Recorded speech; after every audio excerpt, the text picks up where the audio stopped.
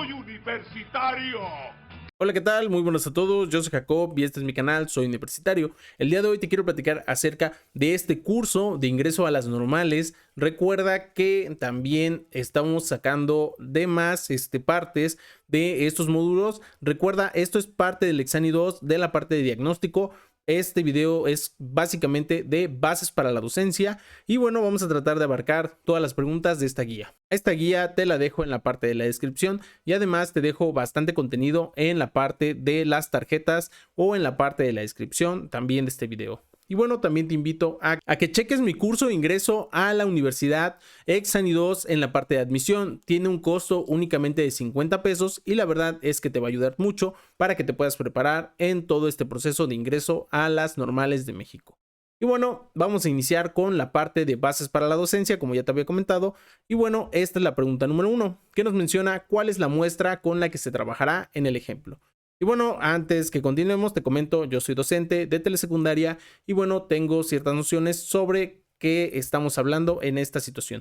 Aquí dice, para un estudio se seleccionó a los estudiantes del grupo 420 de quinto semestre de la carrera de informática que pertenece al plantel sur de la Universidad Leona Vicario. Y bueno, aquí nos menciona cuál es la muestra. Es, por así decirlo, como cuando estamos en un problema estadístico o cualquier otro problema. La verdad, todo lo demás es únicamente como distractores que te podrían llevar a equivocarte. Pero bueno, en este caso tenemos que entender que son los estudiantes.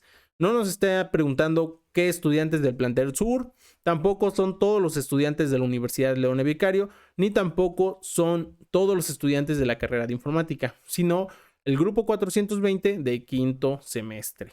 Y bueno, aquí a lo mejor, como te comentaba, sí podríamos seleccionar las otras en caso de que también especificara grupo tal, y tal semestre. La pregunta número 2 nos menciona, un maestro pide a sus alumnos que lean un texto y después hagan un escrito en el cual planteen de forma concisa las ideas del autor. ¿Cuál estrategia de enseñanza utiliza el profesor? Aquí, bueno, tenemos que tener en consideración que es más fácil que tú descartes las opciones antes de que selecciones únicamente una. Por ejemplo, aquí tenemos de opciones resumen, ilustración, objetivo y mapa conceptual. Aquí nos menciona que tienen que leer y después hacer un escrito. Entonces, no podría ser, por ejemplo, ilustración en este caso. Y de ahí nos menciona que tiene que plantear de forma concisa las ideas del autor. Si fuera un objetivo, aquí tendríamos nosotros que definir algún propósito o alguna meta a alcanzar al realizar este resumen. Por lo tanto, también lo podemos eliminar. También tenemos la opción de mapa conceptual, pero aquí la palabra clave es que a lo mejor nos dice texto. Si fuese organizador gráfico o de forma gráfica, podría ser mapa conceptual o ilustración, pero por esa razón nos quedamos con resumen como respuesta correcta. La pregunta número 3 nos menciona cuál estrategia se requiere para cumplir el objetivo del ejemplo.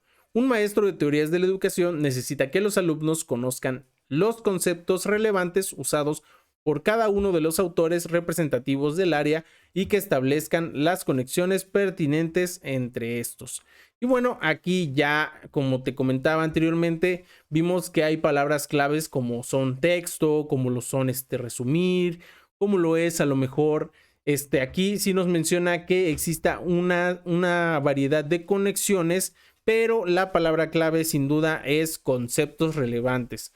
Porque en mapa mental, pues bueno, es de forma gráfica. Aquí si dijera gráfica, pues bueno, nos vamos con mapa mental.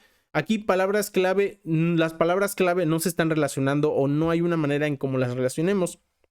Y en el caso de la red semántica, no se hace relación o referencia únicamente a los conceptos. Por lo tanto, nos quedaríamos con el inciso B, mapa conceptual, como respuesta correcta. La pregunta número 4 nos menciona, ¿qué estrategia de enseñanza utilizó el profesor? El objetivo de un maestro es enseñar a los niños de preescolar los colores y las formas. Para ello les muestra un limón y dice, el limón es amarillo y circular. Aquí sí está haciendo referencia a la parte gráfica o descriptiva del objeto o de a lo mejor el concepto o el contenido. Entonces, de plano vamos a descartar objetivos y red semántica porque no está haciendo una relación más compleja o está tratando de llegar a una meta. Pero sin duda, sin embargo, tenemos la que es pregunta intercalada. Aquí a lo mejor si el maestro dijera primero, ¿de qué color es este limón? ¿Y qué forma tiene este limón? Aquí ya podríamos ver un ejemplo de pregunta intercalada, pero como no es así, nos quedamos con ilustración. Inciso C, respuesta correcta. La pregunta número 5 nos menciona, relacione cada estrategia de aprendizaje significativo con su descripción. Y aquí, bueno, lo que yo te recomiendo es que primero te vayas a las opciones y trates de analizar cómo están compuestas cada una de las respuestas y de ahí notes, por así decirlo, relaciones. Por ejemplo, en todas, bueno, no en todas, pero vemos que por lo menos dos comparten cierto parentesco. Por ejemplo, la C y la D tienen 1D y 1D. Tenemos también la B y la C que tienen 3B y 3B. Tenemos también el caso de bueno, nada más tenemos esas dos relaciones, entonces podríamos, yo así, sin hacer ningún otro tipo de análisis, me podría quedar con el inciso C, porque esta repite el inciso D y el inciso B. Pero bueno, esto no siempre se cumple, así que no te vayas a confiar. Pero bueno, nos mencionan las siguientes relaciones. Dice pistas topográficas y discursivas, mapas conceptuales y redes semánticas, ilustraciones y analogías. Y bueno, como ya te había comentado aquí, tú puedes ir relacionando poco a poco. Por ejemplo, nos menciona, inciso A, representación visual de los objetos o conceptos. Aquí, bueno, ya de plano nos vamos a ir con el número 3, porque bueno, ya sabemos que 3 son ilustraciones y bueno, es la representación visual por excelencia. De ahí tenemos el inciso B, señalamientos que se hacen en un texto o en una situación de enseñanza para enfatizar y organizar elementos relevantes del contenido para aprender. Aquí a lo mejor de momento podría ser que no sepas a cuál relacionarla, así que yo te invito a que saltes.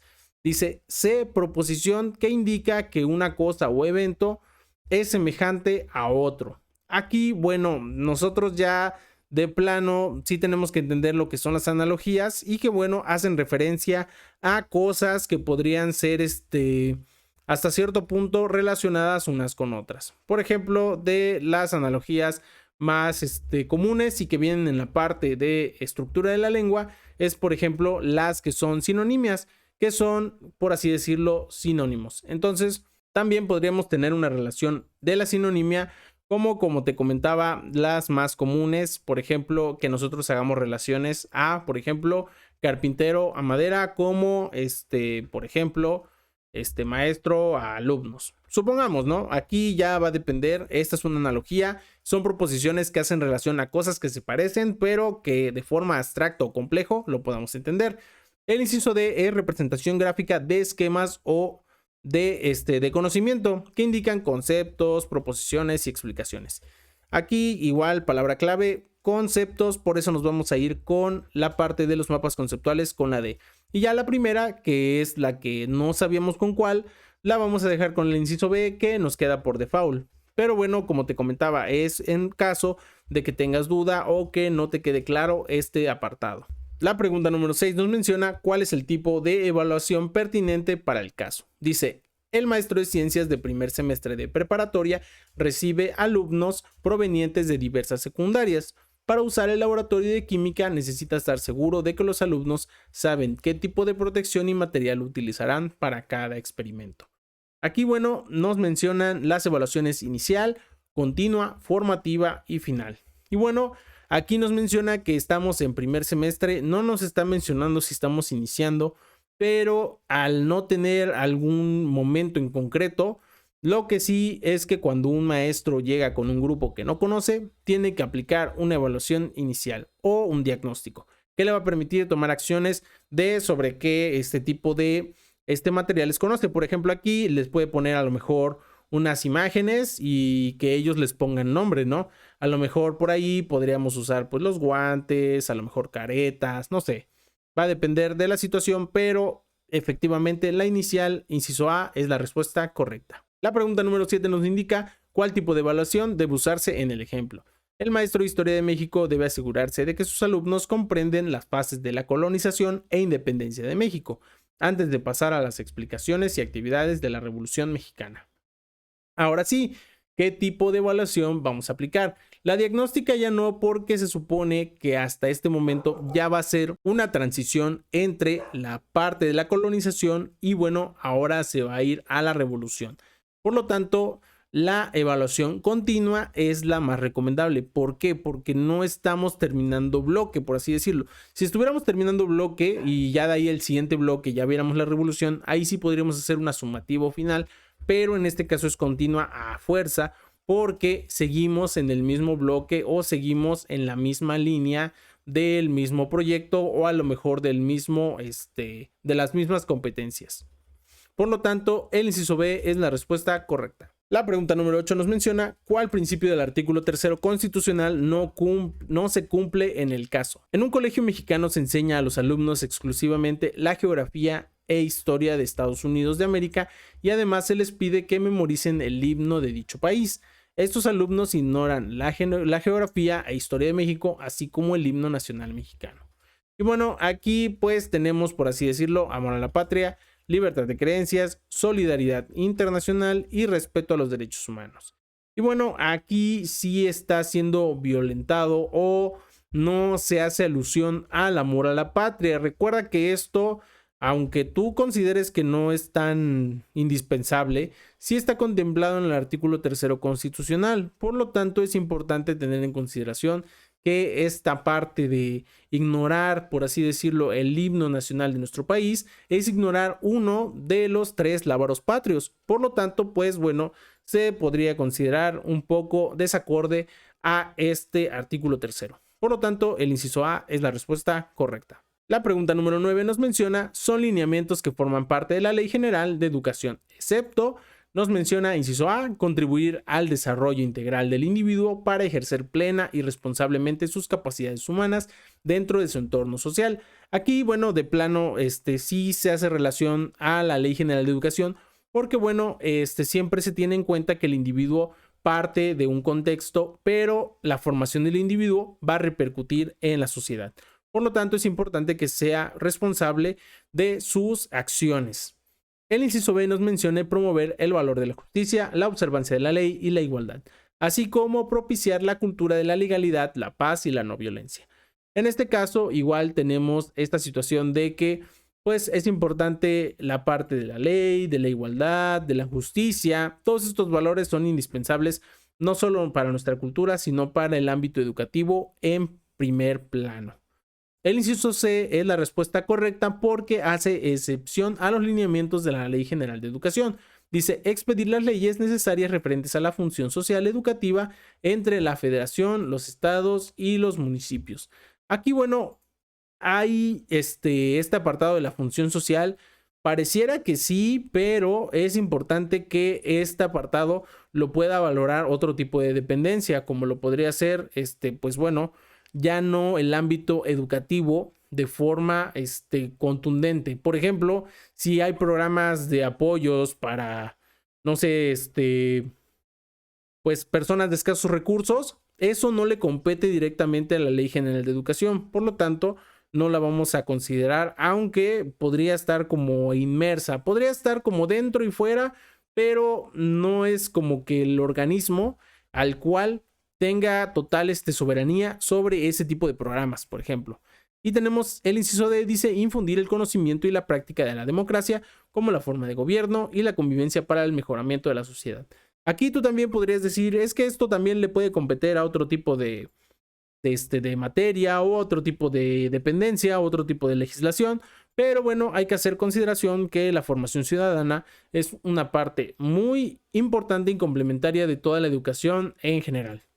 Por lo tanto, el inciso C es la respuesta correcta, ya que está fuera de estos lineamientos o no es la prioridad de la Ley General de Educación. La pregunta número 10 nos comenta, son actividades que forman parte de la Ley General de Educación, excepto, acuérdate, actividades anteriormente vimos lineamientos. Inciso A dice realizar acciones educativas y preventivas para evitar lícitos en contra de menores o discapacitados mentales. Bueno, aquí ya es obligatorio, no habría por qué no considerarlo. El inciso B dice determinar los planes y programas de estudios de la educación preescolar, primaria, secundaria y preparatoria. Ojo, aquí también esta parte de las actividades no entra directamente porque no es como el quehacer de la parte de la Ley General de Educación, sino ya de organismos independientes o centralizados que van a ser los que están haciendo este tipo de planes y programas. Por ejemplo, para las universidades, cada universidad realiza ese plan de estudios o ese programa y bueno, ya no le compete directamente a la ley. Ojo, a la ley. Aquí estamos hablando de la ley como la máxima ley en el ámbito educativo. Obvio, debajo del artículo 3º, que de ahí se desprende. El inciso C nos menciona difundir los derechos y deberes. Aquí sí, porque son actividades que hay que fomentar. Y tenemos inciso D, fomentar la cultura de la transparencia y la rendición de cuentas. Aquí igual este apartado, como te comentaba, puede ser un poco confuso, pero tiene que ver con que son las actividades, no los lineamientos o no las principales funciones de esta ley. Por lo tanto, el inciso B es la respuesta correcta. La pregunta número 11 nos menciona relacione cada nivel de educación con su definición. Y bueno, tenemos superior, posgrado, medio superior y básico secundaria. De opciones tenemos, dice, inciso A, se imparte a niños y adultos en diversas modalidades, consta de 3 grados en forma escolarizada general con primaria terminada. Aquí súper fácil, ya sabemos que es después de la primaria, por lo tanto nos vamos a ir con secundaria. Por lo tanto, que diga el inciso A queda con el número 4. Y ya desde aquí ya podríamos contestarla sin leer las demás, porque el 4 no se relaciona con A en ninguna otra. Pero bueno, dice inciso B, es requisito tener certificado de terminación de estudios básicos. La forma escolarizada se ofrece a los estudiantes entre 16 y 19 años. Ojo, aquí nos menciona estudios básicos porque educación básica es desde el preescolar, primaria y secundaria. Entonces nosotros tenemos un solo certificado de educación básica hasta que terminamos la secundaria. Después de la secundaria viene medio superior y bueno, ya de ahí superior. Inciso C, su duración es de 4 a 5 años en periodos semestrales, se ofrece en los diversos campos del conocimiento en instituciones de educación superior. La licenciatura es la única que tiene esa duración tan larga, así que pues ya el posgrado sería aquel que se realiza de 2 a 3 años y es requisito presentar un trabajo de tesis y defenderlo ante jurado. ¿Por qué? Porque en el apartado de la licenciatura no es obligatorio presentar un trabajo de tesis. ¿Por qué? Porque ya tenemos examen Ceneval, que es el EGEL, examen general de egreso de la licenciatura, o tenemos también titulaciones por promedio, o titulaciones por portafolio, o titulaciones por otro tipo de proyectos como la tesina, monografía y demás. Por lo tanto, el inciso C es la respuesta correcta.